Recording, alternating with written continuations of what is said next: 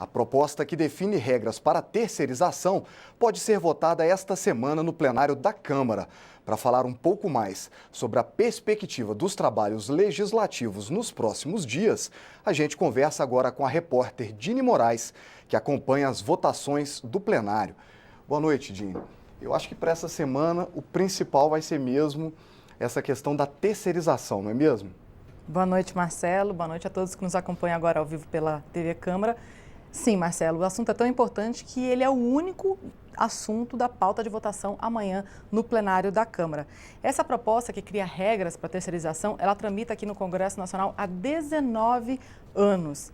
Bom, o que ela traz de diferença? Ela permite a terceirização em todas as áreas de uma empresa, inclusive nos setores que não são considerados os setores principais, que hoje só é permitida a terceirização nesses setores, né? Ela permite, inclusive, a terceirização na atividade fim, o que hoje é proibido não por lei, mas sim pela Justiça do Trabalho. E o assunto é bem polêmico, viu, Marcelo? De um lado, estão os deputados que defendem que essa nova lei de terceirização vai, na verdade, modernizar as leis trabalhistas brasileiras. E, de outro, estão os deputados que acham que isso vai, na verdade, prejudicar os trabalhadores por estar retirando direitos. Vamos dar uma olhada numa amostra desse debate aqui. Esse projeto é importante, não que ele seja a solução para o estoque de trabalhadores desempregados que existe no país hoje, mas ele é um facilitador porque ele traz segurança jurídica e também vai resolver um grande problema que existe, que são as más contratações feitas, que quase sempre as consequências recaem sobre o trabalhador terceirizado. Não apenas é um projeto que abre e escancara a possibilidade de terceirização nas empresas e com isso desregulamenta todo o mercado de trabalho. Então, muitos trabalhadores praticamente só vão ter trabalho temporário na vida. Isso vai diminuir o número de contribuintes com a Previdência Social, isso vai retirar o aviso prévio como um direito trabalhista, enfim, aumentos de jornada. Então, é um projeto muito ruim para o trabalhador. Dini, então quer dizer que essa possibilidade de que a terceirização seja feita em todas as áreas da empresa é o que chama mais atenção. Mas tem alguma coisa, tem mais alguma coisa aí nessa proposta para a gente observar? Tem sim, Marcelo. E assim, antes de eu detalhar um pouco mais essa proposta sobre a terceirização, preciso deixar claro que ela já foi aprovada aqui na Câmara em dezembro de 2000, foi para o Senado e lá ela foi alterada em dezembro de 2002. Desde então, ou seja, 15 anos, se espera uma palavra final da Câmara sobre essas alterações que os senadores fizeram especificamente sobre isso. E tem alguns pontos polêmicos aí, além dessa permissão de terceirização de todas as áreas da empresa. Vamos a alguns desses temas que merecem destaque. O primeiro é sobre a responsabilidade. Marcelo, quando um trabalhador deixa de receber seus direitos, certo? 13º, FGTS, férias, quem é que deve responder por isso? É só a prestadora de serviço, a terceirizada, ou a empresa que contratou também deve ser acionada? Aqui, o que está em jogo é o que se chama de responsabilidade solidária versus a responsabilidade subsidiária. Vamos explicar melhor o que é isso. Os deputados defendem que seja solidária, ou seja, os bens da empresa terceirizada podem ser penhorados, vendidos, assim como os bens da empresa que contratou ao mesmo tempo, assim que o trabalhador entrar na justiça dizendo que ele não recebeu seus salários, ou seja, ao mesmo tempo, as duas são responsáveis. Já os senadores dizem o seguinte, não, tem que ser subsidiária a responsabilidade. Primeiro são vendidos os bens da empresa terceirizada, quando ela não tiver mais nada para vender, aí sim a empresa que contratou vai ser acionada para também vender os bens e aí sim pagar todos os direitos que os trabalhadores têm.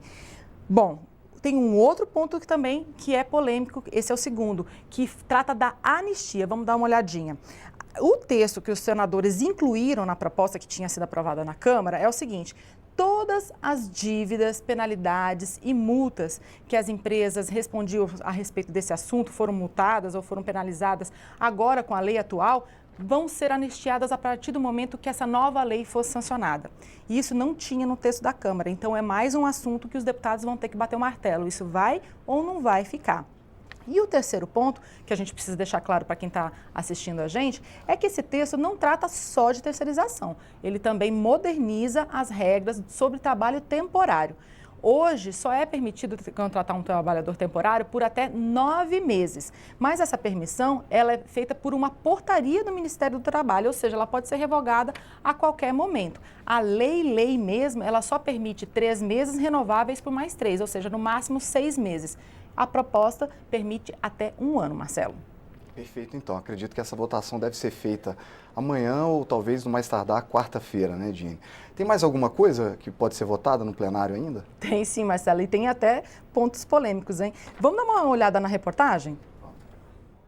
Na quarta-feira, está marcada a votação da proposta que muda a Constituição para permitir a cobrança de cursos de pós-graduação nas universidades públicas. Há mais de 50 anos, as universidades cobram pelos cursos de pós-graduação. Só que existem várias ações judiciais dizendo que, pelo texto que a Constituição tem hoje, as universidades não podem cobrar.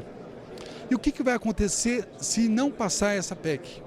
Simplesmente as universidades vão deixar de ofertar esses cursos para a sociedade. Quem perde com isso? A sociedade como um todo. Salvo que hoje é para a educação superior, em alguns casos de pós-graduação, daqui a pouco vai ser salvo para o ensino médio, em tais e seguintes circunstâncias, salvo na educação básica para tais e seguintes circunstâncias. Agora existe uma clara intenção do governo federal em enfraquecer o serviço público de educação. Outro projeto que pode ser votado é o que ajuda os estados superendividados.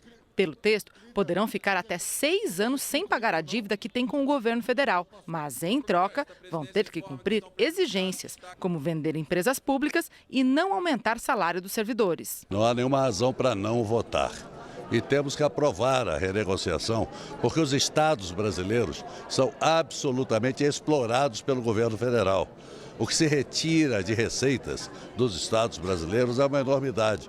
De repente, os estados entram em crise, o governo federal tem que renegociar, tem que dar mais prazo para o pagamento das dívidas. Você diz, vai ter, no final das contas, um favor para um estado.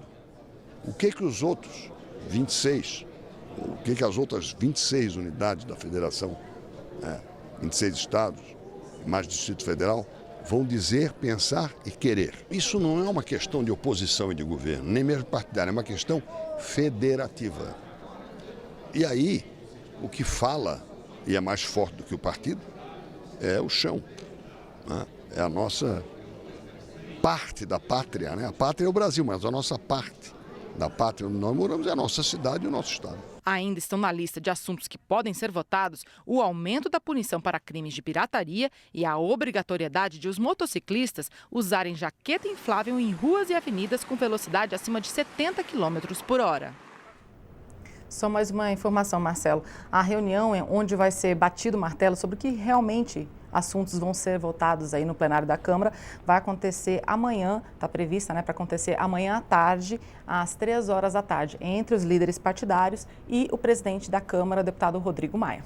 É isso, Marcelo. Tá certo, Gino. Com certeza uma pauta importante aí para que todos nós possamos acompanhar. Obrigado pelas informações.